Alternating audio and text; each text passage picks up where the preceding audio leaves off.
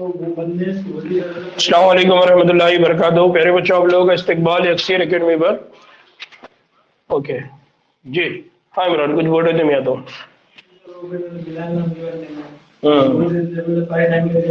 क्यों? अच्छा। हाँ आज नया नया ज्वाइन किया। ओके चलेगा चलेगा, अपन बात करेंगे उनसे। ठीक। नाउ नाउ ये बहुत इंपॉर्टेंट है। अभी तक हमने क्या बात की है, अगर थोड़ा सा उसको रिवाइज करते हैं तो अभी तक हमारी बात क्या चल रही है? हमारी बात ये चल रही है डीएनए के स्ट्रक्चर की, हमारी बात चल रही है। याद आ रहा है? हमने पॉलीन्यूक्लियोटाइड जंजीर की साथ स्टार्ट किए थे, जिसमें हमने कहा कि हमारे पास जो भी न्यूक्लियोटाइड पॉलीन्यूक्लियोटाइड चेन होती है उसमें न्यूक्लियोटाइड होता है, उसमें क्या होती है? नाइट्रोजन बेस शुगर और फॉस्फेट। फिर हमने कहा कि नाइट्रोजन बेस दो टाइप के होते हैं, प्यूरिन्स पिरिमिडिन्स। प्यूरिन्स कितने टाइप के खालिद भाई? दो, एडेनाइन गुआनाइन। पिरिमिडिन्स कितने हैं? तीन, साइटोसिन यूरासिल और थाइमिन। फिर उसके बाद हमने कहा कि यहाँ पर दो बॉन्ड इंपॉर्टेंट है, एक है ग्लाइकोसिडिक लिंकेज या ग्लाइकोसिडिक बॉन्ड और दूसरा फॉस्फोरिक एसिड बॉन्ड। पहले कौन है? Phosphoric acid bond. याद आ रहा है? मैंने इसको गलत किया था, मैंने कहा कि ये डायग्राम गलत हो गया। ठीक है, तो एक बॉन्ड होता है ग्लाइकोसिडिक बॉन्ड, किसके बीच में होता है इमरान? कौन दोनों?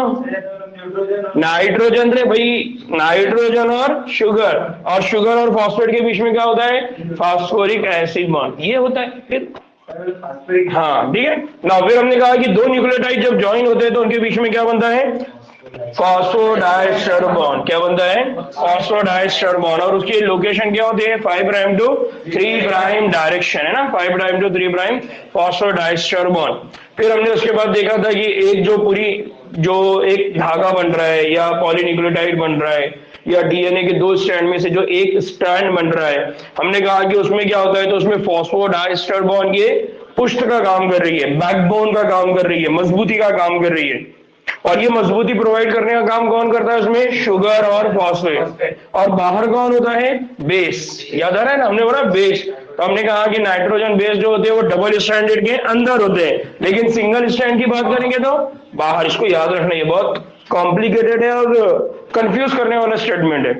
दूसरा हमने कहा कि आरएनए में क्या होता है? तो आरएनए हमने कहा कि राइबो शुगर होती है और न्यूक्लियोटाइड में कौन होता है? कौन रहता है? थाइमिन की जगह कौन होता है? यूरासिल। कौन होता है? इस अगर आपको याद होगा तो हमने कहा कि थाइमिन का दूसरा नाम क्या है? 5 मिथाइल यूरासिल।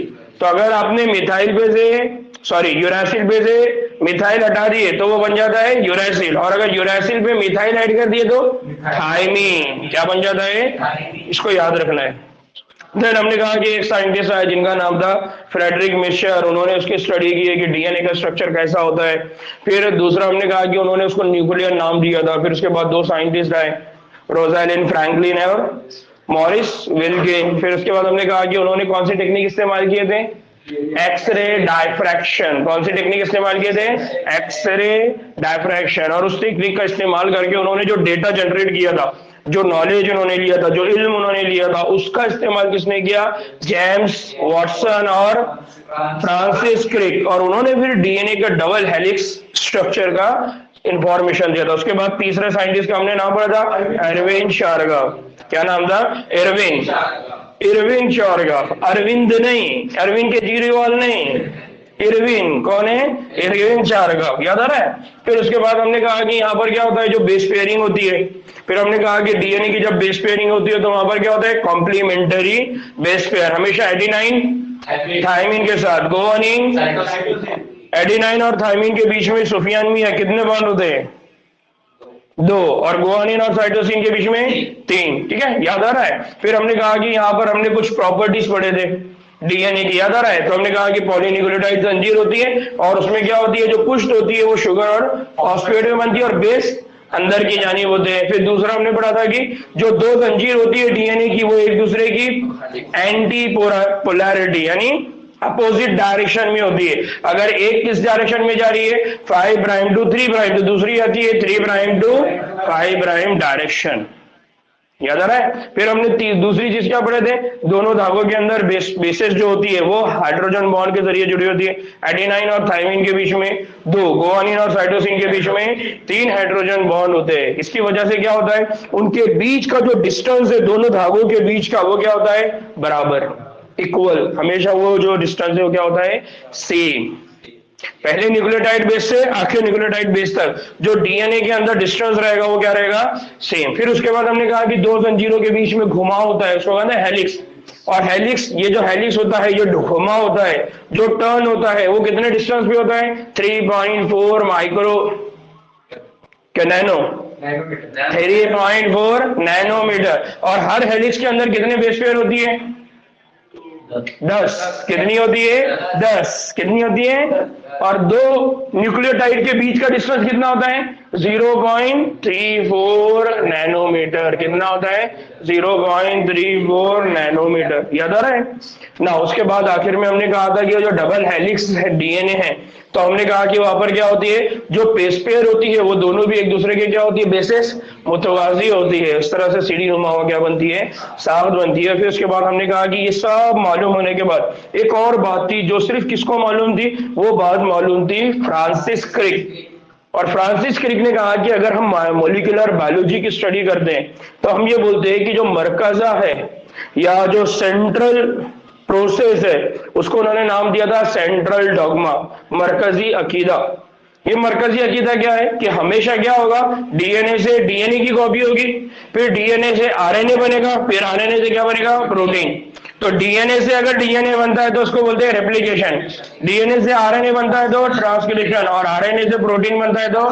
और ये हर सेल में प्रोसेस क्या होगा, चलता रहेगा, हमेशा यही प्रोसेस होगा। इसलिए उसको उन्होंने क्या नाम दिया था, सेंट्रल डोगमा, मरकजी मरकजी है ना, ठीक ना। इमरान थोड़ी देर के लिए क्या हो जाता है, खिसक जाता है, फिर उसको याद दिलाना पड़ता है, अरे भाई अपन क्लास में इमरान, ठीक है ना। फातिमा बेटा गर्ल्स के ग्रुप में मैसेज डालो, अक्सा गर्ल्स के ग्रुप में मैसेज डालो, ठीक है। चलिए ना, अब हम जो बहुत इंपॉर्टेंट बात करने वाले हैं वो है जो डबल स्ट्रैंडेड डीएनए हेलिक्स है उसकी पैकेजिंग की हम बात करने वाले हैं। डीएनए डबल स्टैंडर्ड जो हेलिक्स है उसकी किसकी बात करने वाले हैं, पैकेजिंग की बात करने वाले हैं कि कैसा हमारे पास जो इतना बड़ा डीएनए है उसको कैसा हम एक छोटे से न्यूक्लियस के अंदर रखते हैं, ठीक है। तो हम यहाँ बात कर रहे हैं डीएनए हेलिक्स की पैकेजिंग। पैकेजिंग मतलब इमरान, पैक करना मतलब सर कोई चीज को जमीन पैक करके उसकी मतलब सेफ्टी करना। तू वही बोल रहा जो मैं बोल रहा हूँ, करते कैसा वो बोल भाई। सर पैकिंग कर रहा है तो उसको कैरी बैग में या कहीं। हाँ अब सही है ना। पैकेजिंग का मतलब क्या है, किसी चीज को लिफाफे में बंद करना, डब्बे में बंद करना, यानी उसको क्या करना, सेफ करना, प्रोटेक्ट करना। उस प्रोसेस को हम क्या बोलते हैं, पैकेजिंग। क्या बोलते हैं उसको, पैकेजिंग। याद रहेगा है ना। हाँ गोल्जी बॉडी में हमने पढ़ा था कि वेसिकल होती है, उसमें प्रोटीन को पैक करके रखा जाता है ना खालिद भाई। हाँ ठीक ना। हम क्या कहते हैं कि 2 मुतवातिर असास जोड़े के दरमियान के फासले को, अब ये 2 मुतवातिर असास जोड़े का मतलब कौन है, बेस पेयर। किसकी बात हो रही है, बेस पेयर। 2 मुतवातिर जो बेस पेयर है, यानी फॉर एग्जांपल ये अगर आपका डबल स्ट्रैंडेड डीएनए है, ठीक है, तो ये एक दूसरा तीसरा, अब ये एक बेस पेयर, ये दूसरी बेस पेयर, ये तीसरी बेस पेयर, तो इनके बीच के डिस्टेंस की बात हो रही है। तो 2 मुतवासिर जो बेस पेयर होते हैं उनके दरमियान का जो फासला होता है वो कितना होता है, 0.34 नैनोमीटर। क्या होता है, 0.34 नैनोमीटर। अब उसको अगर हमने चेंज कर दिया तो हम उसको किस तरह से लिख सकते हैं, 0.34 इंटू 10⁻⁹ नैनोमीटर। ये जो नैनो है ना, नैनो मीन्स 9, तो यहां हम उसको कैसा लिख रहे हैं, 10⁻⁹। ठीक है, बात समझ में आया। तो n को हटाकर अगर आपने लिखना है तो आप क्या लिखेंगे, 10⁻⁹ मीटर। बात समझ में आ रही है ना, मीटर किलोमीटर। कपड़े क्या में लेते हैं इमरान, डजन में, मीटर में लेते हैं ना। तो बात को याद रखना है कि हम मीटर की बात कर रहे हैं, लेंथ की बात कर रहे हैं। तो डीएनए की किसकी बात हो रही है, लेंथ। किसकी बात हो रही है, लेंथ। ना अगर हम 0.34 नैनोमीटर मानकर अगर तमसीली मतलब मिसाल के तौर पर एग्जाम्पल की अगर हम बात कर रहे हैं तो हम क्या ले सकते हैं, पिस्तानी खलिए मतलब मेमोरी ग्लैंड नहीं बोला ना, मेमोरी सेल। देखो इमरान ने सही बोला, क्या होता है मेमोरी सेल। तो मेमोरी सेल में हम क्या बोलेंगे, मेमोरी सेल में कौन मौजूद होता है, कौन होता है, डबल हेलिक्स। उसकी लंबाई का अगर तखमीना लगाए, लंबाई का तखमीना मतलब अंदाजा, क्या लगाए, अंदाजा। तो हम क्या बोलेंगे, अगर उसका अंदाजा लगाना है तो हम उसको कैसे लगाएंगे, तो हमको उसकी क्या मालूम करना पड़ेगा, उसकी लंबाई जो है हमारे पास वो कितनी आएगी, 2.2 मीटर। कितनी आएगी वो, 2.2 मीटर। ना अब इस बात को और थोड़ा समझो कि अगर हम ये कह रहे हैं कि महज अगर बेस पेयर की कुल तादाद को दो मुतवातिर बेस पेयर के दरमियान के फासले से अगर हम ज़र्ब देते हैं, क्या बात हो रही है यहां पर, अगर हम बेस पेयर की कुल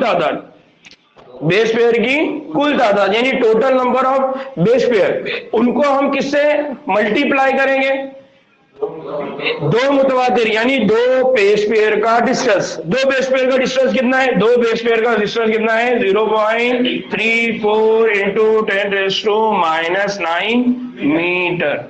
अब हम ये बोल रहे हैं कि अगर हमको इसको मालूम करना है तो हम कैलकुलेट कैसा करेंगे। तो अब हमको सबसे पहले ये मालूम होना पड़ेगा कि एक पिस्तानी खलिए के अंदर कितना लंबा डीएनए होता है। तो हम बोल रहे हैं कि वो डीएनए कितना होगा, 6.6 इंटू 10⁹ बेस पेयर। इतना बड़ा वो क्या है, डीएनए है। पिस्तानीय खलियों में जो डीएनए की लेंथ है, वो डीएनए की लेंथ कितनी है, 6.6 इंटू 10⁹ मीटर बेस पेयर। और हम इसको क्या करेंगे, किससे मल्टीप्लाई करेंगे, दो न्यूक्लियोटाइड के बीच के फासले से। और वो फासला कितना है, 0.34 इंटू 10⁻⁹ मीटर। जब हम उसको मल्टीप्लाई करेंगे तो हमारे पास क्या आएगा, 2.2 मीटर। आंसर क्या आएगा, 2.2 मीटर। ये यहां पर मैंने उसको लिखा है, कितना आता है, 2.2 मीटर। कैसा, अगर आपको पिस्तानी है तो इसका मतलब है कि आपको दो बातों की इंफॉर्मेशन होना चाहिए। पहली इंफॉर्मेशन क्या होना चाहिए, पहली इंफॉर्मेशन आपके पास ये होना चाहिए कि आपके पास जो डीएनए है वो कितने बेस पेयर से बना है। आपको क्या मालूम करना है, लेंथ। लेकिन लेंथ मालूम करने के लिए आपके पास कितनी इंफॉर्मेशन होना चाहिए कि वो जो डीएनए है वो डीएनए कितने न्यूक्लियोटाइड या कितने बेस पेयर से बना है। तब जाके आप उसकी लेंथ क्या करेंगे, मालूम कर सकते हैं। बात याद रही, कान खोल के सुने मैंने क्या बोला। लो अब ये वो लंबाई है जो तमसीली मरकज है। तमसीली मरकज है मतलब मिसाली मरकजा, मरकजा मतलब बिना हमने किसको लिए थे, तमसीली की तरफ किसको लिए थे, पिस्तानी खलिए। यानी पिस्तानी खलिए की बात चल रही है, पिस्तानी खलिए की किसकी बात चल रही है, मरकजा। उसके अंदर आप कितना लंबा डीएनए बिठा सकते हैं, 2.2 मीटर। कितना बिठा सकते हैं, 2 मीटर। तो हुदूद से क्या हो गया, उसकी कहीं ज्यादा हो गया। अभी फॉर एग्जांपल ये एक सेल है, उस सेल के अंदर ये न्यूक्लियस है। अब इस न्यूक्लियस के अंदर आपको कितना डीएनए फिट करना है, 2.2 मीटर। अब ये जो न्यूक्लियस है, ये न्यूक्लियस का साइज इतना छोटा है कि आप बगैर इलेक्ट्रॉन माइक्रोस्कोप के इसको देख नहीं सकते, इतना छोटा है। तो आप इतना बड़ा डीएनए 2.2 मीटर कैसे अंदर रखेंगे। बात समझ है, देखो बात 2.2 मीटर की हो रही है, नॉर्मली जो मीटर हम बोलते हैं ना उसी की हो रही। तो अब इतना बड़ा 2.2 मीटर बोले, इतना बड़ा डीएनए उसको अंदर कैसा रखेंगे। तो ये बड़ा डिस्कशन है। तो वो ये कह रहे हैं कि ये जो तमसीली न्यूक्लियस है उसके अंदर जो डीएनए है उसकी लंबाई कितनी है, 2.2। तो ये क्वेश्चन हमारे लिए बड़ा है कि इसको कैसा रखेंगे, तो उसका आंसर हम आगे पढ़ने वाले हैं। ठीक, तो किसी तरह से इतना लंबा जो पॉलीमर है वो एक खलिए में क्या हो सकता है, समाया जा सकता है या समो जाता है। इसको हमको आगे देखना है। बट हमको हमेशा एक बात याद रखना है कि एग्जाम में इस पॉइंट से एक क्वेश्चन बनता है।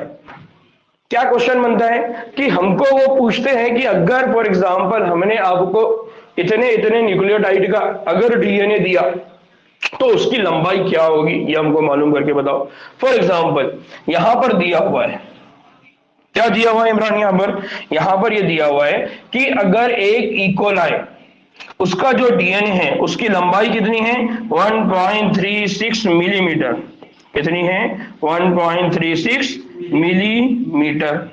तो क्या आप इकोलाई के अंदर बेस पेयर्स की तादाद का हिसाब लगा सकते हैं?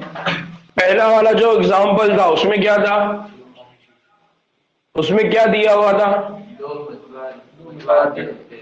उसमें दिया हुआ था कि उसका जो डीएनए उसकी लेंथ कितनी है 6.6 इंटू 10⁻⁹ और ये जो दिया हुआ था उससे क्या मालूम कर रहे थे आप, लंबाई। अब आपके पास क्या दी हुई है, लंबाई। अब आपको क्या बताना है, कितने न्यूक्लियोटाइड से ये डीएनए की लंबाई इतनी हुई है। तो आपको टोटल नंबर क्या बताना है, बेस पेयर, क्या बताना है आपको, बेस पेयर। तो अब इसको कैसा सॉल्व करेंगे, तो इसको सॉल्व करने का तरीका याद रखिए। क्या होगा इसका सॉल्व करने का तरीका, इसके सॉल्व करने का तरीका यह होगा कि आप सबसे पहले क्या लिखेंगे, length of DNA. Length of DNA हमको कितनी दी हुई है 1.36 मिलीमीटर। छोटा दिख रहा है क्या, यहां पर आपको क्या दिया हुआ है, आपको फॉर्मूला जो है उसमें क्या करना है, सबसे पहले आपको लिखना है जो डीएनए है उसकी एग्जैक्ट लंबाई, जो डीएनए है डीएनए की क्या लिखना है, लंबाई। डीएनए की लंबाई आपको कितनी दी है 1.36 मिलीमीटर। अब आपके पास दो चीजें हैं, एक आपको क्या दिया है, आपको मालूम करना है नंबर ऑफ बेस पेयर, क्या मालूम करना है, नंबर ऑफ बेस पेयर। और हमको क्या मालूम है, हमको मालूम है, क्या मालूम है, दो न्यूक्लियोटाइड के दरमियान का फासला, हमको ये मालूम है, बराबर। तो अब हम क्या करेंगे, इस फॉर्मूला का यूज करके हम इसका आंसर देंगे। तो अब हमारे पास जो 1.36 टोटल लेंथ है, फिर हमको क्या मालूम है, number of base pair. Number of base pair कितनी है हमारे पास, number of base pair sorry distance between two nucleotide वो कितना है 3.4 इंटू 10⁻⁹ क्या होना चाहिए -9। तो अगर हमारे पास फॉर एग्जांपल हमने 0.34 इंटू 10⁻⁹ इसको हमने चेंज कर दिया 3.4 इंटू 10⁻⁻, यानी हमने अशारिया को क्या कर दिया, शिफ्ट कर दिया, पीछे लेकर आ गया। तो अब हमारे पास इधर क्या हो जाएगा, एक नंबर बढ़ जाएगा, तो ये 9 से क्या हो जाएगा 10, ठीक है। अब हमने क्या किया, ये हमारी आसानी के लिए इसको कन्वर्ट कर दिया, और नंबर ऑफ बेस पेयर हमको मालूम नहीं है इसलिए हमने वहां क्या लिख लिया x। अब हमने क्या किया 1.36 मिलीमीटर को कन्वर्ट कर दिया, 1.36 मिलीमीटर को कन्वर्ट कर दिया 1.36 इंटू 10⁻³ मीटर, क्योंकि हम कहते हैं कि है ना, मिली के लिए हम बोलते हैं, मिली का मतलब क्या होता है 10⁻³ तो हम उसको कन्वर्ट कर दिया। अब हम क्या कर रहे हैं, उसको कैलकुलेट कर रहे हैं। कैसा कर रहे हैं, हमने लेकर आया x और 1.36 इंटू 10⁻³ उसके नीचे क्या ले लिया 3.4 इंटू 10⁻⁻। अब हमने क्या किया, इसके बाद ये जो 34 है यानी 3 पॉइंट, इसको हमने क्या कर दिया माइनस कर दिया। माइनस करने की वजह से क्या होगा कि ये जब ऊपर जाएगा तो ऊपर जाएगा तो ये क्या हो जाएगा प्लस, तो 10⁻10 से आप माइनस कर रहे हैं 10⁻³ तो वो क्या हो जाएगा 10⁻6 और 136 डिवाइडेड पे क्या आ गया 34, तो 34 सा 136 यानी आपके पास टोटल लेंथ कितनी आ रही है 4 इंटू 10⁻6। तो टोटल लेंथ या total number of base pair E coli के अंदर वो कितने आ रहे हैं आपके पास 4 इंटू 10⁻6। इतना लंबा उसका क्या है डीएनए है, या सॉरी उसके अंदर सॉरी तादाद, क्या की बात कर रही है हमारी तादाद। तो बेस पेयर की तादाद कितनी है 4 इंटू 10⁻6। तो बेसिकली क्या होता है, इतने से पॉइंट से एग्जाम में दो तरह के क्वेश्चन आते हैं। एक तो वो आपको बेस पेयर की तादाद देगा और क्या पूछेगा लंबाई, या फिर आपको दिया रहेगा लंबाई और पूछेगा क्या बेस पेयर की तादाद। बात समझ में आ रही है? क्या बात समझ में आ रही है? अगर आपको तादाद दी है तो क्या पूछेगा? लंबाई। और अगर आपको लंबाई दी है तो क्या पूछेगा? याद रहेगा? तो ये कैसा सॉल्व करेंगे? इसमें जो बेसिक चीज याद रखना है, क्या हमारे पास एक इंफॉर्मेशन ऑलरेडी अवेलेबल है। वो इंफॉर्मेशन क्या है? दो बेस पेयर के बीच का फासला। वो कितना है इमरान? 0.34 into 10⁻⁹ metre. अगर हमने उसको 10⁻⁹ नहीं बोलना है तो हम क्या बोल सकते हैं? 0.34 नैनोमीटर। बात समझ में आया? तो एग्जाम में यहां से अगर कोई क्वेश्चन आता है तो बहुत आसान है, बहुत आसान है। आपको या तो तादाद दी रहेंगी, आपको बताना क्या है? लंबाई। या फिर आपको क्या दी रहेंगी? लंबाई, आपको बताना क्या है? तादाद। याद रहेगा? ठीक। यहां पर किसी को कोई डाउट है क्या?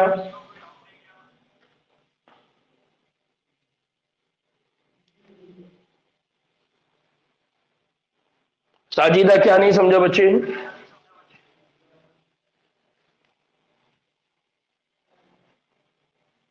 ठीक, ये याद रहेगा ना। हमारी को जो बात चल रही है उसको याद रखिए। हम किसकी बात कर रहे हैं? हेलिक्स के पैकेजिंग की। ठीक है ना? तो हम क्या कहते हैं? इकोलाई। इकोलाई कौन है? इकोलाई किसकी एग्जांपल है? यूकैरियोट है और प्रोकैरियोट है? प्रोकैरियोट। इकोलाई कौन है? प्रोकैरियोट। ठीक है? तो हम कहते हैं कि इकोलाई जैसे कि वो कौन है? प्रोकैरियोट से, उसमें मरकजा नहीं होता, फिर भी उसमें क्या होता है? डीएनए पूरे खलिए में क्या होता है? बिखरा नहीं रहता। यानी पूरे उसमें उसको बिखेर के रखेंगे नहीं, उसको क्या करेंगे? स्टोर करके रखेंगे, जमा करके रखेंगे। तो अब ये कैसा रखेंगे? तो हम ये कहते हैं कि डीएनए जो है, डीएनए के ऊपर कौन सा चार्ज होता है? मनफी चार्ज। याद आ रहा है? हमने इससे पहले भी पढ़े। और कुछ प्रोटीन्स होते हैं जिनके ऊपर क्या होगा? मुस्बत चार्ज। इस तरह से उसको क्या होता है? एक दूसरे के साथ उनको क्या किया होता है? बांधा जाता है। और अगर आपको याद होगा तो हमने पढ़ा हुआ है कि इसको क्या बोला जाता है? न्यूक्लियोड। क्या बोला जाता है? न्यूक्लियोइड। क्या बोला जाता है इसको? न्यूक्लियोइड। अगर आपको याद होगा प्रोकैरियोटिक सेल हमने जब पढ़ा था, यहां पर हमने कहा कि यहां पर कौन होती है?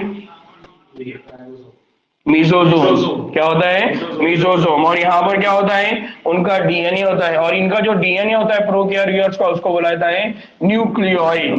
क्यों न्यूक्लियोइड बोलते हैं हम? क्योंकि उसके पास मेम्ब्रेन बाउंड न्यूक्लियस नहीं होता। याद आ रहा है? ये हमने बेसिक पढ़ा है। और साथ ही साथ हमने पढ़ा था कि यहाँ क्या होता है? प्लाज्मिड। प्लाज्मिड क्या होता है? Plasmid DNA. याद आ रहा है क्या?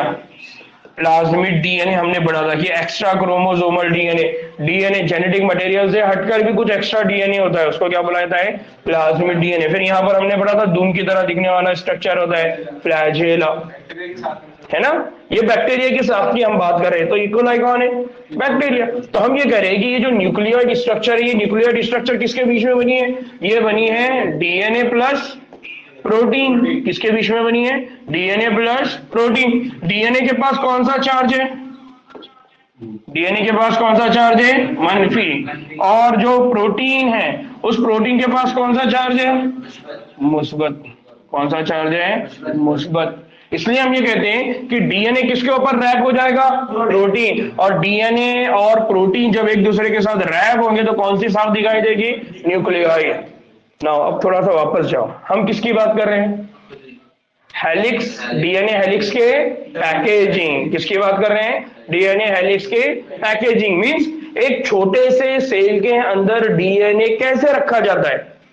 तो अभी हमने कैलकुलेट करे। क्या कैलकुलेट करे? हमने कहा कि इकोलाई का total number of base pair कितना होता है? 4 इंटू 10⁻⁶ बेस पेयर। और अगर तादाद इसकी 4 इंटू 10⁻⁶ बेस पेयर है तो लेंथ कितनी पढ़े थे हमने?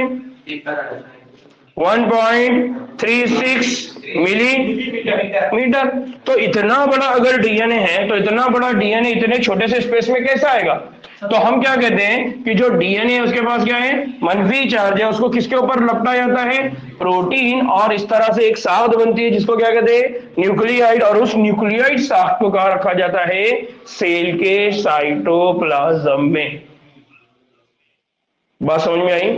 क्यों ऐसा होता है? क्योंकि प्रोकैरियोटिक सेल के अंदर डीएनए को रखने के लिए अलग से कोई न्यूक्लियस प्रेजेंट नहीं होता, वो मेम्ब्रेनलेस होता है।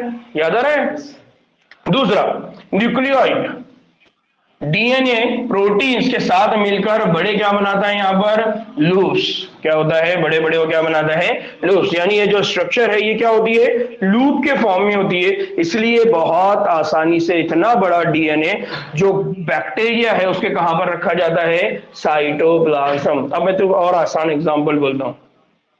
फॉर एग्जाम्पल, आपके घर में कबर्ड है, कबर्ड के अंदर कितने कपड़े आप रखते हैं? जितने उसमें आ सकते हैं। अब आप क्या करते हैं? कपड़े ज्यादा से ज्यादा उसके अंदर सेट हो, इसलिए क्या करते हैं? उनको घड़ी करते, इस्त्री मारते हैं, उनको अच्छे से क्या करते हैं? लूप टर्न करते हैं और टर्न करके उनको अच्छे से पैक करके अंदर रखते हैं। अगर हमने ऐसे ही उनको रख दिया तो नहीं होगा। मीन्स आपको क्या करना होता है? कम से कम जगह में ज्यादा चीजों को रखना होता है। तो आप क्या करते हैं? उनके अंदर टर्न लगाते हैं, उनको लपेटते हैं, उनको अच्छे से पैक करते हैं। तो वैसे ही यहाँ बात हो रही है कि अगर डीएनए को एक छोटी सी जगह में अगर रखना है तो हम क्या करेंगे? हम उसको लपेटेंगे, उसको रैप करेंगे, उसको पैक करेंगे और अच्छे से पूरी पैकेजिंग करके उसको कहाँ रखेंगे? न्यूक्लियस के अंदर। लेकिन प्रोकैरियोटिक सेल में तो न्यूक्लियस नहीं होता, तो फिर वहां क्या करेंगे? तो वहां पर उसको रखेंगे, किस शक्ल में रखेंगे? न्यूक्लियोइड की शक्ल में। और उस न्यूक्लियोइड के अंदर क्या बनते हैं? Loops, turn, fold. ठीक है जी। हाँ इमरान, कुछ बोला था बेटा? हाँ बहुत बढ़िया इमरान, देखो ये याद है मेरे दोस्त, बहुत बड़ी बात है। आज को मेरी तरफ से चाहे ना, आगे बढ़ना है। ठीक ना, अभी हमने प्रोकैरियोटिक सेल की बात करें, इकोलाई की एग्जांपल देखें। अब हम किसकी बात करने वाले हैं? अब हम बात करने वाले हैं यूकैरियोट्स। किसकी बात करने वाले हैं? यूकैरियोट्स। नाउ अगर हम यूकैरियोट्स की बात करते हैं, यूकैरियोट्स में ये जो तंजीम है, तंजीम मतलब ये जो निजाम है, ये जो सिस्टम है, कौन सा सिस्टम? डीएनए की पैकेजिंग का। कौन सा वाला सिस्टम? डीएनए की पैकेजिंग का। वो जो तंजीम है, वो जो नज्म है, वो क्या होगा? बहुत ज्यादा क्या होगा? पेचीदा होगा, बहुत ज्यादा वो क्या होगा? कॉम्प्लेक्स होगा। इतना आसान नहीं रहेगा जितना आसान किसमें था? प्रोकैरियोट्स में। बात समझ में आ रही है? नाउ हम क्या कहते हैं, यहां पर क्या होता है? यहां पर मुस्बत चार्ज वाले कौन होते हैं? Basic protein. क्या नाम था उनका? हमने इससे पहले भी पढ़े, स्टोन। क्या नाम था उनका? Stones protein. क्या नाम है उनका? Stone protein. क्या नाम है उनका? स्टोन प्रोटीन, है ना, मैंने बार बार बोला ये। फिर यहां पर क्या होता है? जो स्टोन प्रोटीन होते हैं, तो किसी प्रोटीन के चार्ज का जो इन्हिसार है, यानी ये जो प्रोटीन है, इस प्रोटीन के ऊपर कौन सा चार्ज होगा? तो इससे पहले भी हमने पढ़ा कि डीएनए के ऊपर कौन सा चार्ज है? मनफी। तो प्रोटीन के ऊपर कौन सा चार्ज होगा? मुस्बत। तब प्रोटीन के ऊपर मुस्बत चार्ज कब आएगा? मुस्बत चार्ज उस वक्त आएगा जब उसके पास क्या होगा? चार्ज वाली शाखी वाली जंजीर। शाखी जंजीर मतलब उस प्रोटीन को बनाने वाली जो जंजीर है, और प्रोटीन को बनाने वाली जंजीर किससे मिलकर बनी होती है? अमाइनो एसिड से। किससे बनी होती है? Amino acid. याद आ रहा है? हम लोगों ने लास्ट लेक्चर में पढ़ा कि प्रोटीन को बनाने का काम कौन करते हैं? Amino acid. हमारे बॉडी में टोटल नंबर है अमीनो एसिड कितने हैं? Total number of amino acid कितने हैं? मरियम, सना, साजिदा, अक्सा, अस्का, 21। कितने हैं? सिर्फ कितने नंबर है? 21। तो 21 अमीनो एसिड मिलकर हमारे बॉडी में क्या बनाते हैं? प्रोटीन्स। क्या बनाते हैं? और हमने कहा था कि वो जो 21 अमीनो एसिड है उनको 3 टाइप में डिवाइड किया हुआ है, बेसिक और न्यूट्रल, एसिडिक और बेसिक। एसिडिक, बेसिक और न्यूट्रल। एसिडिक मतलब जिनके पास क्या होता है? सर एसिड की मिकदार। कौन से एसिड की मिकदार थी? Amino acid. कौन सा वाला फंक्शनल ग्रुप ज्यादा होता है? न्यूट्रल। नहीं सर, एसिड। हाँ, तो एसिडिक ग्रुप कौन है? कौन रहता ज्यादा?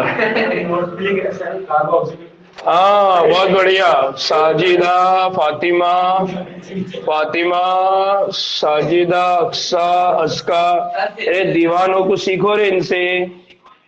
क्या कौन सा ग्रुप होता है? C double bond O H. ये ग्रुप अगर ज्यादा है तो कौन सा चार्ज आएगा? नेगेटिव। तो हम अमीनो एसिड को क्या बोलेंगे? एसिडिक।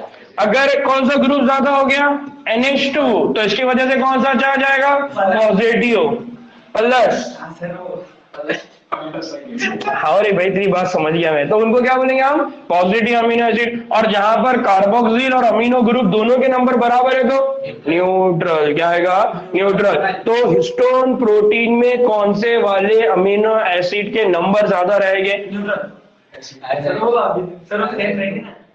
पॉजिटिव। कौन रहेंगे ज्यादा? पॉजिटिव। क्यों ज्यादा रहेंगे पॉजिटिव? सर वो इसके प्रोटीन में। हाँ, प्रोटीन में क्यों पॉजिटिव ज्यादा रहेंगे? सर डीएनए में नेगेटिव। हाँ, डीएनए में क्या है? नेगेटिव। और डीएनए के साथ अगर डीएनए के बाद नेगेटिव है तो डीएनए से जुड़ने के लिए कौन सा चार्ज चाहिए? पॉजिटिव। इसलिए हिस्टोन प्रोटीन के पास जो अमीनो एसिड के नंबर ज्यादा रहेंगे वो कौन से रहेंगे amino acid? Positive charge amino acid. कौन से अमीनो एसिड रहेंगे? Positive charge amino acid. Imran मेरे भाई, दिमाग की बत्ती जलाओ, मिंटोस खाओ। समझ गया इमरान? ठीक ना। तो क्या होता है अमीनो एसिड की वहां क्या होती है? कसरत। कौन से अमीनो एसिड की कसरत होगी? पॉजिटिव चार्ज ना। हिस्टोन्स में बेसिक चार्ज वाले यानी पॉजिटिव चार्ज वाले अमीनो एसिड दो है। एक है लाइसीन और दूसरा कौन है? आर्जिनिन। कौन कौन है? लाइसीन और कौन है? आर्जिनिन। तो लाइसीन और आर्जिनिन ये दोनों जो अमीनो एसिड है इनके पास कौन सा चार्ज होता है? पॉजिटिव। और ये दोनों हिस्टोन के अंदर है इसलिए हिस्टोन के पास कौन सा चार्ज होता है? पॉजिटिव। बात समझ में आया? नाउ इन दोनों अमीनो एसिड के हिस्सों में क्या होती है? मुस्बत चार्ज वाली जंजीरें होती है। इसलिए हिस्टोन वाले साल में बताते हैं कि इनके पास भी कौन सा चार्ज रहेगा? पॉजिटिव। नाउ अब एक और चीज कि यहां पर जो हिस्टोन प्रोटीन होता है उस हिस्टोन प्रोटीन के अंदर अलग अलग सब यूनिट्स होती है। क्या होती है? सब यूनिट। सब यूनिट मतलब इकाई। इकाई का और क्या रहता है? सब इकाई। यूनिट का क्या रहेगा? सब यूनिट। तो यहां पर कुछ सब यूनिट होती है। तो हिस्टोन जब बनता है तो एक हिस्टोन बनाने वाले कुछ सब यूनिट है। टोटल नंबर ऑफ सब यूनिट कितनी होती है? टोटल नंबर ऑफ सब यूनिट कितनी होती है? 8। कितनी होती है? 8। और 8 होने की वजह से उसको बोला जाता है ऑक्टेमर। क्या बोला जाता है उसको? ऑक्टेमर है ना। मोनो, डाई, ट्राई, टेट्रा, पेंटा, हेप्टा। और 8 को क्या बोला जाता है? ऑक्टेमर। क्या बोलते हैं इमरान? ऑक्टेमर। और 9 रहा तो नैनो, है ना। याद आ रहा है? तो यहां पर क्या होता है कि जो हिस्टोन है हिस्टोन के पास पॉजिटिव चार्ज क्यों है? हिस्टोन प्रोटीन के पास पॉजिटिव चार्ज इसलिए क्योंकि उसके पास कौन से वाले अमीनो एसिड है? Positive charge. फिर हम ये कह रहे हैं कि एक हिस्टोन की जब साख्त की हम बात करते हैं तो उस हिस्टोन के अंदर जो साख्त होती है उस साख्त को क्या कहा जाता है? ऑक्टेमर। क्या कहा जाता है? ऑक्टेमर। क्यों ऑक्टेमर बोल रहे हैं? क्योंकि हिस्टोन के अंदर टोटल नंबर सब यूनिट की कितनी रहेगी? 8। कितनी रहेगी? 8 ना। फिर एक चीज यहां पर बहुत ज्यादा डिटेल में उन्होंने हिस्टोन को नहीं एक्सप्लेन किया, इसको मैं एक्सप्लेन कर देता हूं ताकि आपका फायदा रहे।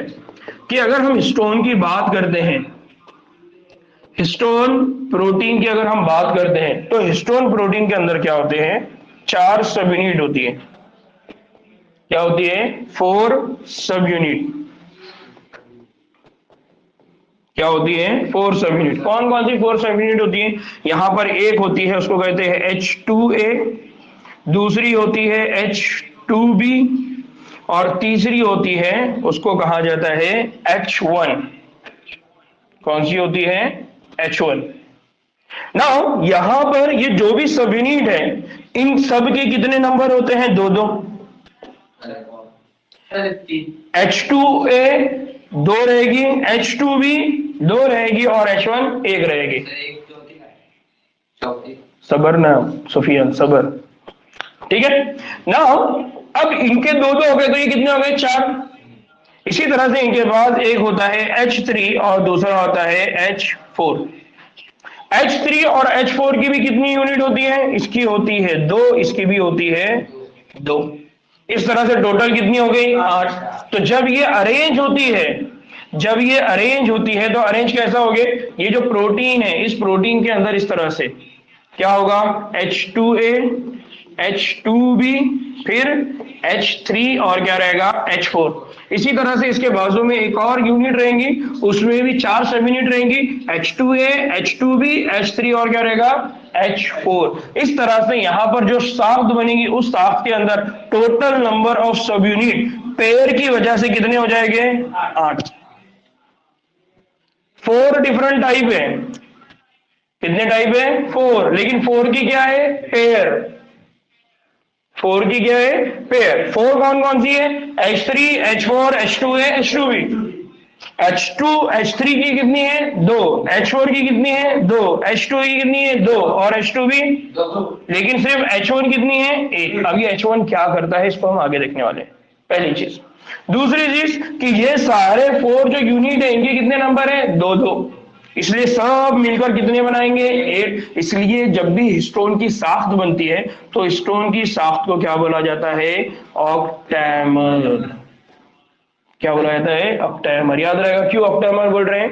क्योंकि उसमें टोटल नंबर ऑफ सब यूनिट, टोटल नंबर ऑफ सब यूनिट, बात और बोल रहा हूं, टोटल नंबर, कुल तादाद कितनी है? 8। लेकिन टाइप कितने? 4। किस्म कितनी है? 4। कौन कौन सी? H3, H4, H2A, H2B। याद रहेगा? हाँ इमरान मियां। थोड़ा पहले जो इधर अफ्रीका सर्कल के मतलब बेच वाले तो सर ये तुमने इनका बताया सर पूरा सर वो है कि सर इमरान मैं बताऊं आगे? मैं बताऊं? सर इधर मैं बताऊं क्या? मैं बताऊं? हाँ अब वेट करो, ठीक है? क्या यार तुम इमरान भाई थोड़ा सा सब्र नहीं करते हैं? मैंने ये H1 लिखा क्यों? समझाने के लिए। हाँ तो समझाने के लिए लिखा ना, उसको आगे बताना है मेरे को, ठीक? अरे इमरान मियाँ आपको आज समझ में आ गए? अब ये H1 का काम मैं बता था, तुमको समझ में आएगा, ठीक ना? अब इसको एक बात और याद रखिए कि जो मनफी चार्ज वाला डीएनए है, जो मनफी चार्ज वाला डीएनए है, वो कहां पर जाएगा? मुस्बत वाले चार्ज हिस्टोन ऑक्टेमर के ऊपर। और इस तरह से क्या होगा? वो चारों तरफ से क्या हो जाएगा? उसके ऊपर लिपट जाएगा। उसकी वजह से क्या बनेगी? एक मखसूस साख्त बनेगी। उस मखसूस साख्त को कहा जाता है न्यूक्लियोसोम कॉम्प्लेक्स। क्या बोला जाता है उसको? Nucleosome complex. तो ये जो स्ट्रक्चर आपको दिख रहा है ना, ये जो स्ट्रक्चर दिख रहा है, ये कौन है? Histone octamer. ये कौन है? Histone octamer. और ये जो लपटा हुआ आपको दिखाई दे रहा है, ये कौन है? डीएनए। तो जब भी हिस्टोन के ऊपर डीएनए लपेटा जाता है तो वो जो स्ट्रक्चर बनती है, उस स्ट्रक्चर को क्या बोला जाता है? न्यूक्लियोसोम। क्या बोला जाता है? न्यूक्लियोसोम। बात समझ में आई? कैसा होगा? फॉर एग्जाम्पल आपके पास ये इतना लंबा डीएनए है।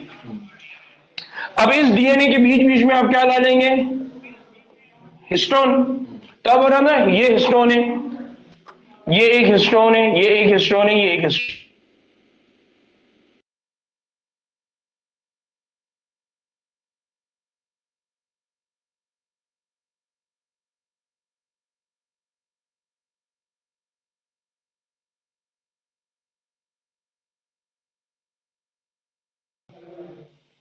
इमरान मैसेज डालो जल्दी। हाँ ठीक है, वापस आ गई और ठीक ना। आवाज आ रही थी कि बच्चों? पहले की आवाज चली गई थी? अस्का, अक्सा, अभी आ रही है क्या?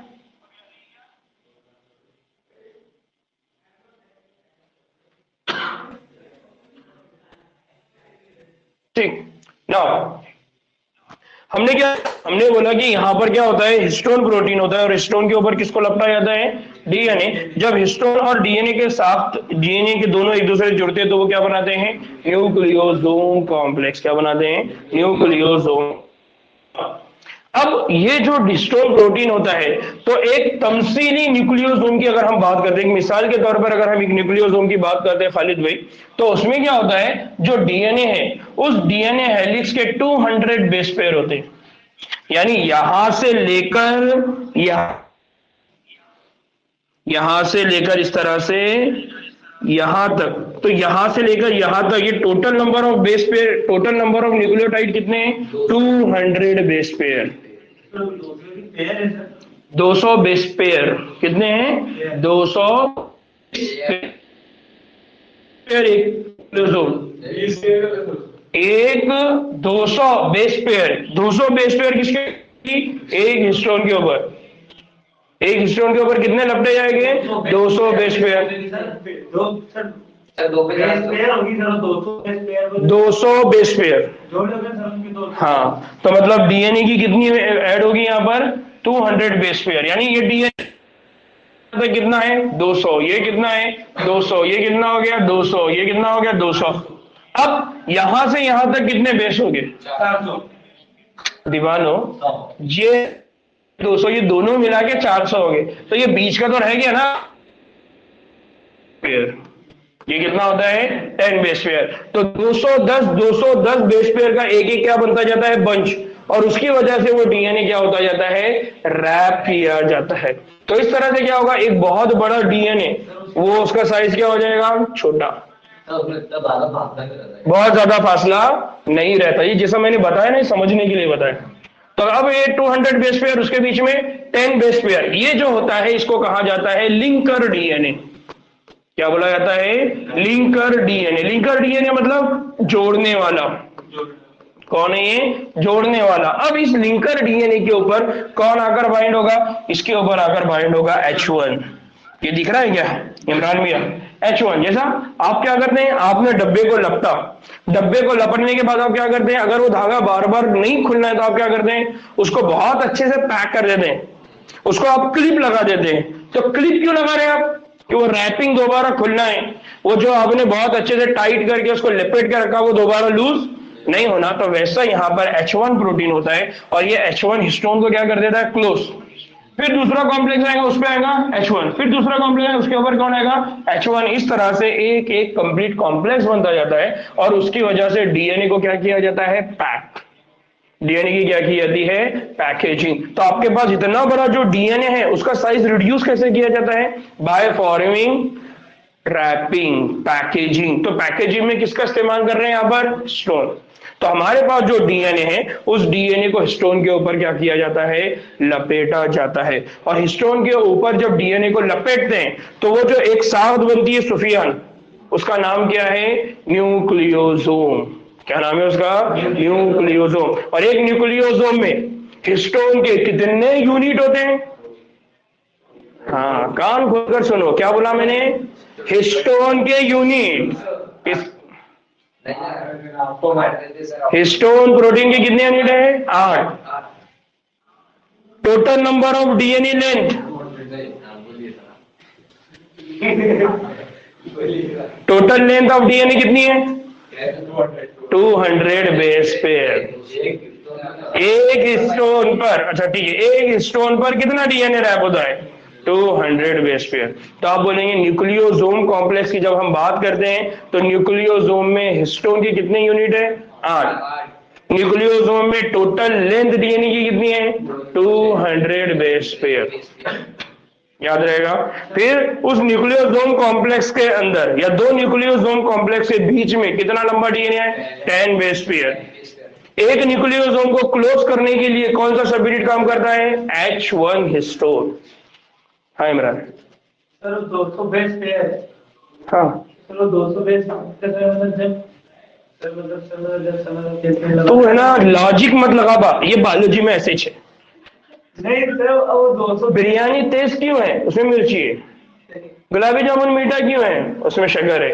अगर गलती से तुमने उसमें मिर्ची डाल दी तो गुलाबी जामुन क्या हो जाएगा? तेज।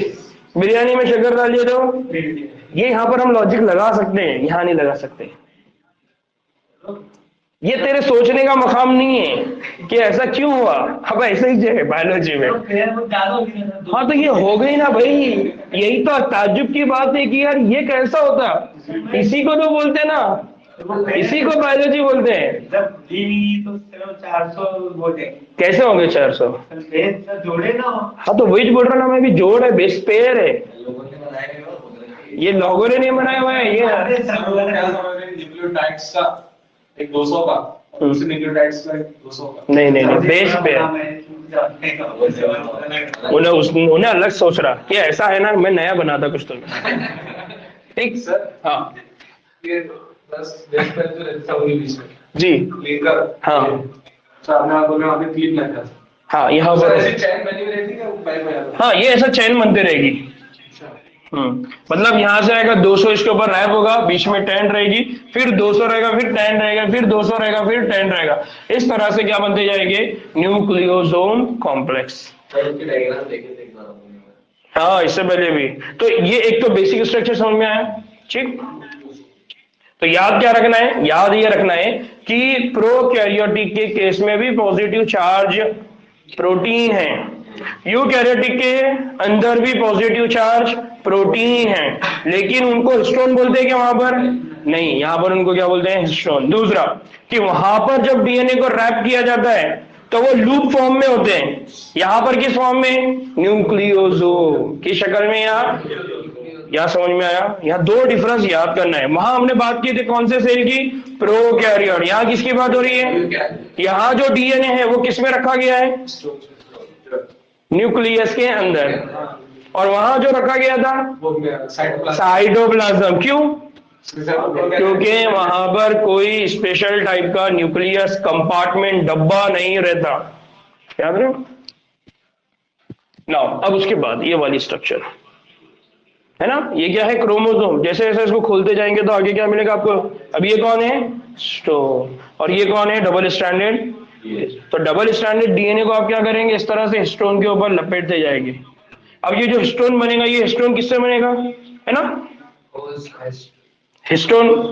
ये कंप्लीट जो हिस्टोन है, ये कंप्लीट हिस्टोन किससे बना है, बेसिक सब यूनिट कितनी है, 8। फिर इस तरह से ये हिस्टोन के रैप एक से ज्यादा हिस्टोन आएंगे, उनको आप अरेंज करते जाएंगे। उसकी वजह से क्या बनेगा, धागे की तरह क्रोमैटिन। फिर वो रैप होगा तो उससे क्या बनेगा, एक साउथ बनेगी जिसको हम क्या कहते हैं, क्रोमोसोम। जानवरों में भी ऐसा, हाँ, एनिमल है ना, इंसान है या जानवर है, एनिमल है। ऑनलाइन वालों को दिख रहा है क्या स्ट्रक्चर, ऑनलाइन वालों को स्ट्रक्चर समझ में आ रहा है कैसा हो रहा है, 2 मिनट। हाँ ठीक ना, ऑनलाइन वालों, ये डबल स्ट्रैंडेड डीएनए है, उसको ये हिस्टोन, फिर ये हिस्टोन, फिर ये हिस्टोन, सारे हिस्टोन को एक जगह लेकर आए। तो अब धीरे धीरे डीएनए की जो इतनी बड़ी लेंथ थी वो छोटी छोटी छोटी छोटी होते होते कहां तक आ गई, क्रोमोसोम। तो इसका मतलब जब हमने सेल डिवीजन पढ़ा था, और सेल डिवीजन में हमने ये पढ़ा था कि डीएनए क्या होता है, कंडेंस। तो कंडेंस होने का मतलब क्या है कि वो डीएनए को कहां पर लपेट के रखे थे, स्टोन प्रोटीन। इसलिए वो जो थ्रेड लाइक स्ट्रक्चर था वो क्या बन गया, क्रोमोसोम की तरह कंडेंस फॉर्म। ये समझने शक्ल करके जो लेग की सर्किल ये दूसरी शक्ल ले सकता था। क्यों ले सकता था, क्योंकि अगर उसको इलेक्ट्रॉन माइक्रोस्कोप में वैसी शक्ल दिखती तो उसको इलेक्ट्रॉन माइक्रोस्कोप में कौन सी शक्ल दिखी, ऐसी शक्ल। अरे दीवानो, समझने की मिलने का मसला नहीं है। जो रिसर्च करेगा, क्या रिसर्च करा उसने, इलेक्ट्रॉन माइक्रोस्कोप में देखा। तो इलेक्ट्रॉन माइक्रोस्कोप में क्या देखने को मिला, इलेक्ट्रॉन माइक्रोस्कोप में ये देखने को मिला कि एक बीच में क्या होता है, सेंट्रोमियर होता है, आजू बाजू 2 आर्म होते हैं जिसको क्या कहते हैं, क्रोमैटिन। वो पूरे साख को क्या बोलते हैं हम, क्रोमोसोम। अब तुम बोलेंगे नहीं हमको ऐसा नहीं होना, ऐसी होना, ठीक है, बायोलॉजी चेंज कर दो तुम्हारी, ठीक है, तुम सब नए साइंटिस्ट बन के आओ दुनिया में, ऐसी क्यों हो बोले तो। फिर वो बेचारे इतनी मेहनत करने वाले जेम्स वॉटसन, फ्रांसिस क्रिक, वो तो खबर के अंदर सर पटकेंगे यार, हमने क्या करके गई है। ठीक ना, अब आगे बढ़ रहे हैं हम क्या बढ़ रहे हैं कि यहां पर जो साख्त होती है डीएनए की, उस साख्त को क्या कहते हैं, उस जो साख्त होती है जब हिस्टोन प्रोटीन डीएनए के ऊपर लपटा जाता है, फिर वो सारे हिस्टोन एक दूसरे के साथ जुड़ने लगते हैं, तो आखिर में एक साख्त बनती है जिसको हम क्या कहते हैं, क्रोमैटिन। याद आ रहा है, हम लोगों ने पढ़े धागे की तरह स्ट्रक्चर। फिर क्या होगा, जो न्यूक्लियोसोम्स इकाई की तकरार का मतलब क्या है, रिपीट, एक के पीछे कौन आके लगना शुरू हो जाएंगे, हिस्टोन। तो उसकी वजह से वहां होंगे वो आपस में क्या हो जाएंगे, लपटने लगे, और उसकी वजह से क्या बनेगा, क्रोमैटिन। फिर ये मरकज़े में क्या होती है, रंगीन धागे नुमा, जिसमें रंगीन नाम है तुम्हारा जिसम है, इसीलिए इसको हम क्या कहते हैं? क्रोमैटिन। क्रोम मतलब याद आ रहा है, मैंने इससे पहले भी बोला, क्रोम मतलब रंग, और टीन मतलब पॉलीटीन, जाइगोटीन, पेचाइटीन। तो उस वक्त भी बोला था मैंने, टीन का मतलब क्या होता है? TEN का मतलब क्या होता है? हाँ हाँ, बहुत अच्छे अक्सर। टीन का मतलब क्या होता है? धागा। भूल गए क्या? याद आ रहा है? टीन का मतलब मैंने बोला था धागा। तो इस तरह से क्या होता है? क्रोमैटिन में न्यूक्लियोसोम्स को जब इलेक्ट्रॉन खुर्दबीन, किसके जरिए? इलेक्ट्रॉन खुर्दबीन के जरिए देखा जाता है, तो हमको वो कैसा दिखाई देता है? दानेदार मरी की तरह नजर आता है। दानेदार मरी का मतलब क्या होता है? दानेदार, यानी हमको क्या दिखाई देगा? हमको वो दिखाई देगा, है ना? लड़कियां होती है ना, लड़कियों के ऊपर मोती का हार होता है, उसको बोला गया है दानेदार। यानी अगर आपने देखा होगा तो एक गले में हार होता है इस तरह से, तो उसके ऊपर यहाँ पर छोटी छोटी क्या लगी होती है ना? मोतियां लगी होती है। तो हमको वो साफ इस तरह से दिखाई देती है। क्यों? क्योंकि ये डीएनए है, ये डीएनए के अंदर क्या होता है? इस तरह से राइबोसोम क्या होता है? लपटा हुआ होता है। तो यहाँ पर क्या है? सॉरी, जो डीएनए है, राइबोसोम बोल रहा हूँ, डीएनए जो है वो किस पे लपटा होता है? स्टोन। कहां पर लपटा होता है? स्टोन के ऊपर लपटा हुआ होता है। और ये जो शक्ल होती है, ये आपको किस तरह दिखाई दे रही है? एज जैसे कि दाने हैं, और वो दाने यानी तस्बीह के दाने होते हैं हमारे, तस्बीह के दाने जैसे एक दूसरे के साथ अरेंज, उसी को बोला जा रहा है दानेदार मरी। यानी एक क्या बोलते हैं उसको हम? लड़ी, लड़ी बोलते हैं ना, धागों की जो लड़ियां बनाओ बोलते हैं हम। तो उस तरह की साफ्ट होती है, उसको हम क्या करें? क्रोमैटिन। तो बेसिकली क्या होगा? यहाँ पर होगा डीएनए, डीएनए को किस पे लपटेंगे आप? हिस्टोन। और ये हिस्टोन को अगर आप देखेंगे तो ये शक्ल इस तरह से दिखाई देगी। फिर ये हिस्टोन एक दूसरे के आजू बाजू आएंगे, तो ये जो साख्त बनेगी, ये साख्त क्या रहेगी? क्रोमैटिन। और जब बहुत सारे क्रोमैटिन एक दूसरे के साथ जुड़ेंगे तो आगे शक्ल वो कौन सी तैयार करेंगे? क्रोमोसोम। तो यहां पर वही बात को है कि क्रोमैटिन में मोती जैसी साख पैक होकर क्रोमैटिन क्या बना देती है? फाइबर। क्रोमैटिन का क्या बना देता है? धागा, जो फिर क्या होती है? घुमाव लेकर खलवी तकसीम के, अब बात को समझिए, खलवी तकसीम के कौन से फेस में बनता है ये? क्योंकि हमने कहा प्रोफेस, मेटाफेस। तो प्रोफेस में क्या होता है? डीएनए कंडेंस होना शुरू होता है, और मेटाफेस में वो पूरी कौन सी शक्ल इख्तियार कर लेता है? क्रोमोसोम। तो उसी की बात हो रही है कि मेटाफेस में वो क्या हो जाता है? कसीफ होता है, और कसीफ होकर वो क्या बना देता है? क्रोमोसोम। याद आ रहा है? हम लोगों ने पढ़ा था, हमने क्या पढ़ा था कि जब प्रोफेस होती है तो प्रोफेस में क्या होता है? जो सेल है, उस सेल का जो न्यूक्लियस है, पहले क्या होता है? आजू बाजू के जितने भी ऑर्गन है वो गायब, जो न्यूक्लियर मेम्ब्रेन है वो थोड़ी थोड़ी डिवाइड होना शुरू हुई। फिर जो अंदर का डीएनए है, क्रोमैटिन धागा, वो धागा धीरे धीरे क्या होना शुरू होगा? कंडेंस। तो कंडेंस होने का मतलब क्या है? कंडेंस होने का मतलब है कि वो जो धागा है, वो धागे को क्या कर रहे हैं आप? लपेट रहे हैं। किसके ऊपर लपेट रहे हैं? Stone protein. और स्टोन प्रोटीन के ऊपर अगर लपेटेंगे तो क्या बनेगा? न्यूक्लियोसोम। और वो न्यूक्लियोसोम एक दूसरे के आजू बाजू आकर खड़े होने लगेंगे तो क्रोमैटिन फाइबर। और वो क्रोमैटिन फाइबर आगे चल के फिर एक साख्त बना देंगी, जिसको हम क्या कहते हैं? क्रोमोसोम। इसीलिए हमने कहा था कि जो क्रोमोसोम की साख्त है, क्या क्रोमोसोम की साख्त है? बीच में कौन होगा? सेंट्रोमियर। आजू बाजू से कौन होगा? क्रोमैटिन।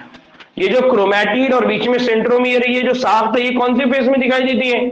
मेटाफेस। कौन सी साख्त में दिखाई देती है? मेटाफेस। याद आ रहा है? तो इसी तरह से हमने कहा कि वो क्रोमोसोम बनाती है। फिर हम ये कहते हैं कि क्रोमैटिन के जो पैकेजिंग है वो आला दर्जे पर करने के लिए कुछ और प्रोटीन्स की जरूरत पड़ती है। यानी आपने क्या करा? उसको रैप कर दिया, लेकिन अभी भी वो बार बार खुलने के चांसेस है।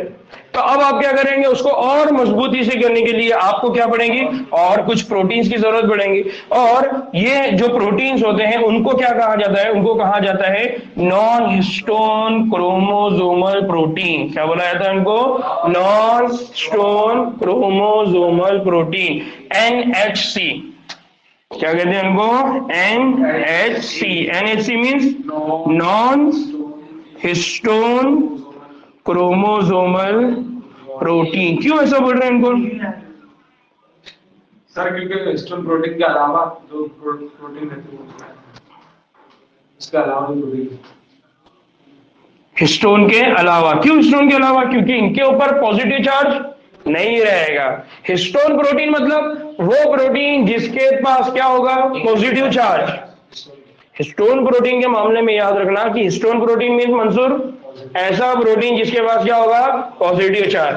और जिनके पास पॉजिटिव चार्ज नहीं है वो सब कौन हो गए, नॉन हिस्टोन क्रोमोसोमल प्रोटीन। तो यहां पर क्या होता है, जब हिस्टोन है, स्टोन के ऊपर हमने डीएनए को रैप किया, न्यूक्लियोसोम बना, वो सारे न्यूक्लियोसोम कॉम्प्लेक्स एक दूसरे के पास आके अरेंज हो गए। तो एक न्यूक्लियोसोम कॉम्प्लेक्स को दूसरे न्यूक्लियोसोम कॉम्प्लेक्स के साथ क्या करके रखना है, जोड़ के रखना है। तो जोड़ के रखने में मदद कौन करेगा, नॉन हिस्टोन क्रोमोसोमल प्रोटीन करेंगे। जिसकी वजह से क्या होता है, क्रोमोसोम में कुछ हिस्से क्या होते हैं, हल्के पैक होते हैं। इनको हम आगे चल के कहते हैं यूक्रोमैटिन। क्या कहते हैं उनको, यूक्रोमैटिन। और क्रोमेटिन का वो हिस्सा जो बहुत ज्यादा घना होता है और उसके ऊपर क्या होता है, गहरा रंग होता है, उसको कहा जाता है हेटेरो। क्या बोला जाता है उसको, हेटेरोक्रोमैटिन। नाउ बात को समझो, हमने क्या बोला, क्रोमैटिन बन रहा है। क्रोमैटिन में अब क्या हो रहा है, आगे चल के कौन सी साख्त आने वाली है, क्रोमोसोम। लेकिन क्रोमोसोम की साख्त आने से पहले वहां पर एक और स्टेप होती है बीच में। वो स्टेज क्या है, वो स्टेज ये है कि वहां पर कुछ और प्रोटीन आते हैं जिनको हम क्या कहते हैं, नॉन हिस्टोन क्रोमोसोमल प्रोटीन। वो नॉन हिस्टोन क्रोमोसोमल प्रोटीन क्या करेंगे, क्रोमैटिन के एक हिस्से को टाइटली बाइंड करेंगे और एक हिस्से को लूजली। जिसको टाइटली करेंगे उसके ऊपर कलर जब ऐड करेंगे तो वो कलर ज्यादा लेगा, और जो हिस्सा लूजली है उसको अगर कलर करेंगे तो वो क्या हो जाएगा, हल्का। ठीक है, तो जो डार्क कलर होता है उसको क्या बोला जाता है, हेटेरोक्रोमैटिन। और जो हल्का कलर होता है उसको कहा जाता है यूक्रोमैटिन। क्या बोलते हैं, यूक्रोमैटिन। थोड़ा सा ये कंसेप्चुअल है, ये हो गया यूक्रोमैटिन और ये हो गया हेटेरोक्रोमैटिन। इमरान को समझ में आ रहा है क्या, ऊपर से जा रहा, क्या समझ रहा, क्या समझा रहा हूं,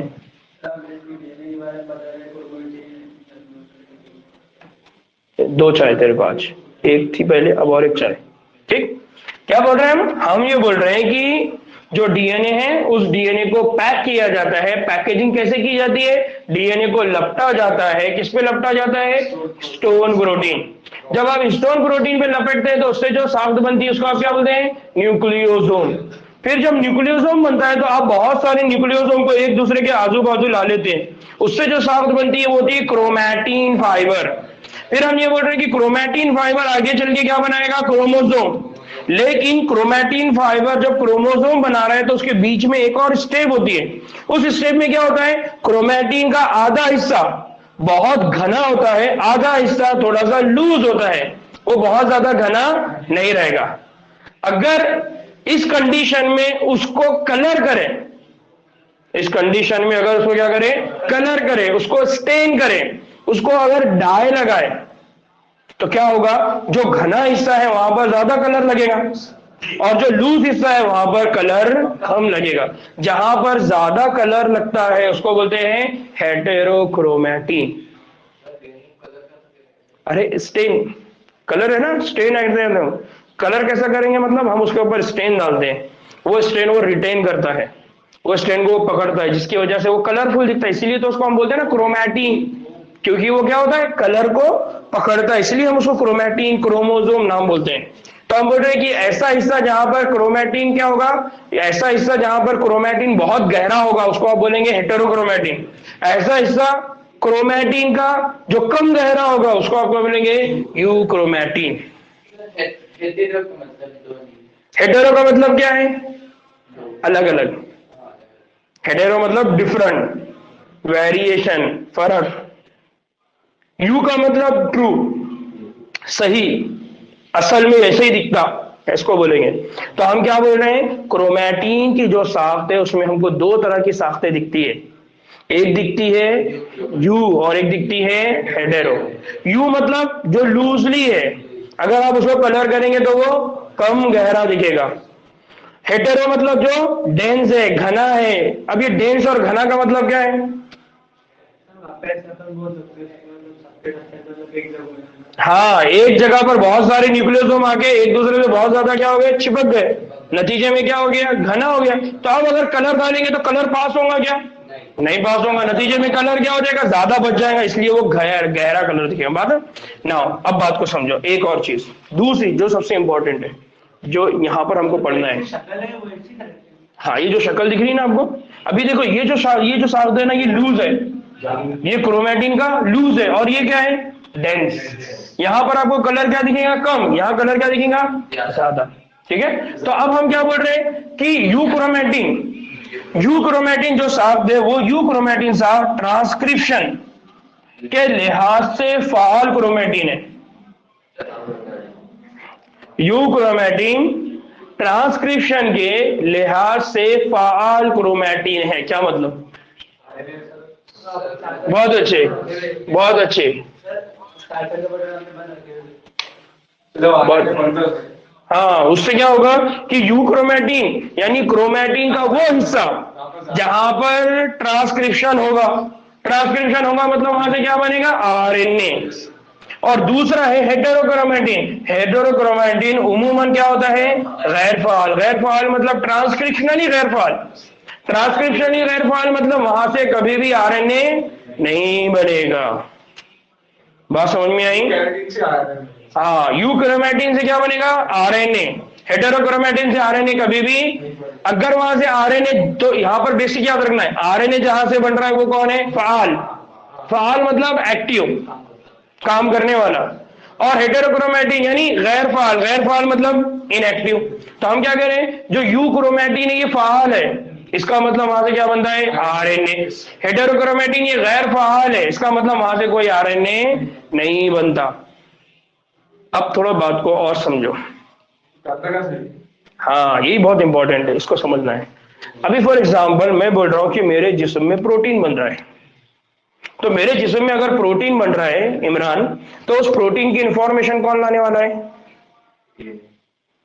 इंफॉर्मेशन तो डीएनए में रहेगी, लेकिन डीएनए से इंफॉर्मेशन प्रोटीन की किस शक्ल में आएगी, आरएनए। याद आ रहा है सेंट्रल डोग्मा। अगर मेरे बॉडी में प्रोटीन बन रहा है तो प्रोटीन से पहले क्या बनेगा, आरएनए। आरएनए से पहले वो क्या होगा, डीएनए।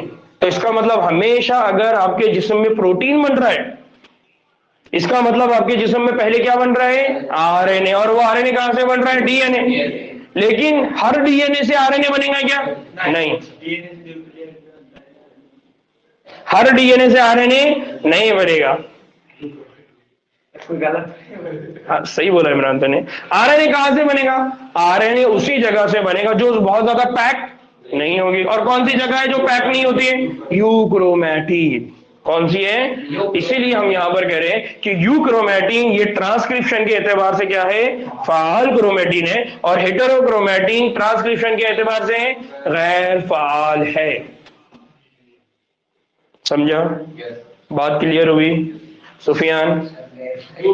गैर फाल क्यों है, गैर फाल इसलिए है क्योंकि उस जगह से अभी हमको इंफॉर्मेशन की जरूरत नहीं है।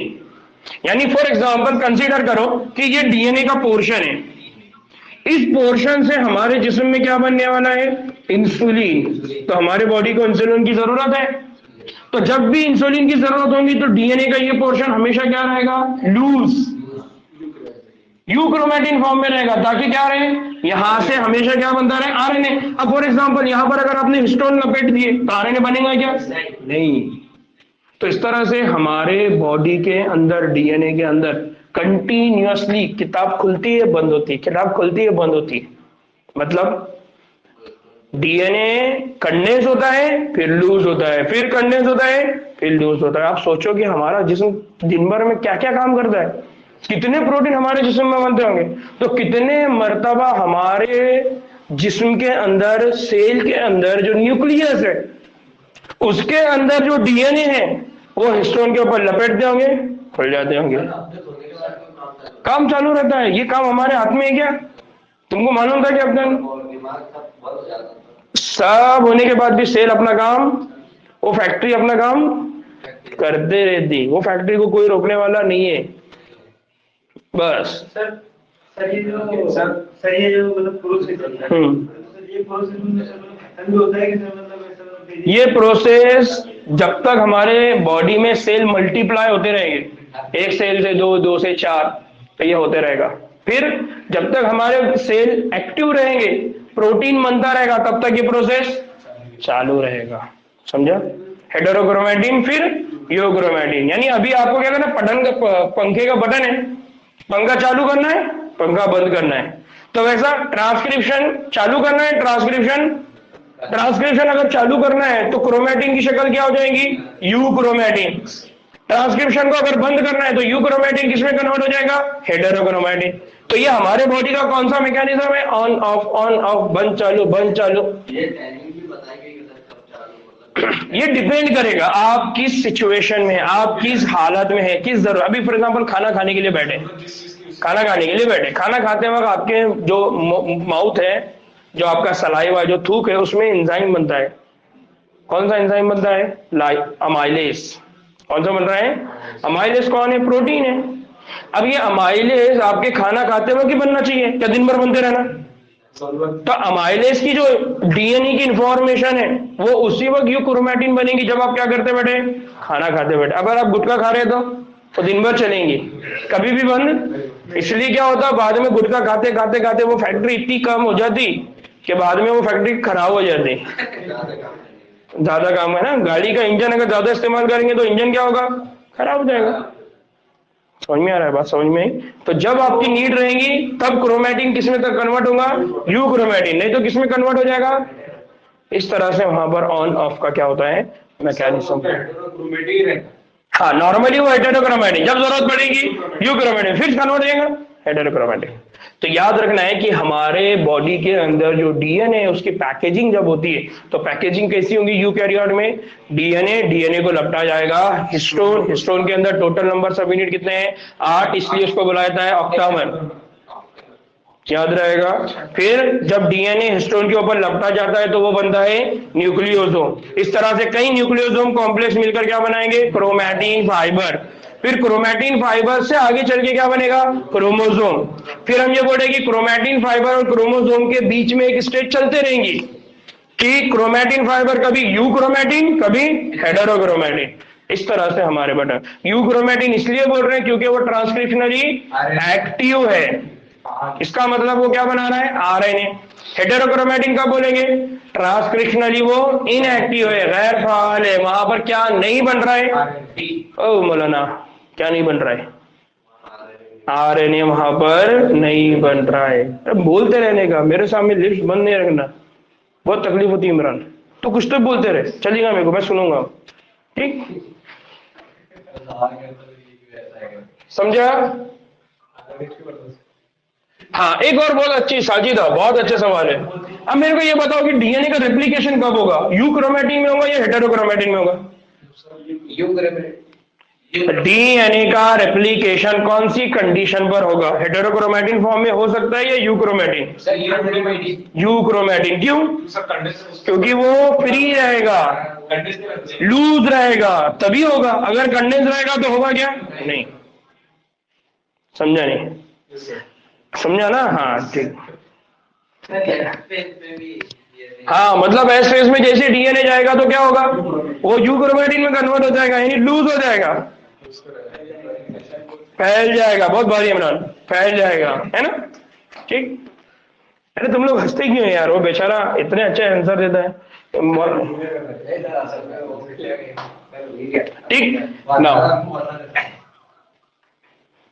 अरे बाप रे, टाइम बहुत हो गया आज। ठीक ना, अब कल ये टॉपिक हम बात करेंगे जीनी मादे की तलाश। ये बहुत इंपॉर्टेंट है, इसके अंदर हमको 3 एक्सपेरिमेंट देखना है। कल अगर भले ही 2 घंटे 3 घंटे लगते हैं, लेकिन ये तीनों एक्सपेरिमेंट एक साथ देखेंगे हम। सीधा बात कहां पर आके रुकेंगी, कल आरएनए वर्ल्ड। ठीक है, तो कल आने से पहले आप लोगों ने एक होमवर्क बस इतना करना है कि ये तीनों एक्सपेरिमेंट जितना आपको समझ में आता उतना पढ़कर आइए। जितना आपको समझ में आता कल आते वक्त उतना ये पूरा एक्सपेरिमेंट पढ़कर आना है, सुफियान मियां। ठीक, चलिए। ऑनलाइन वालों को किसी को कोई डाउट है?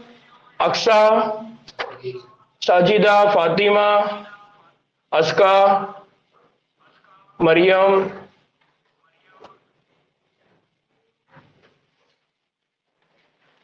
ठीक, चलिए दो में याद रखिए। बिलाल कोई डाउट है क्या बेटा?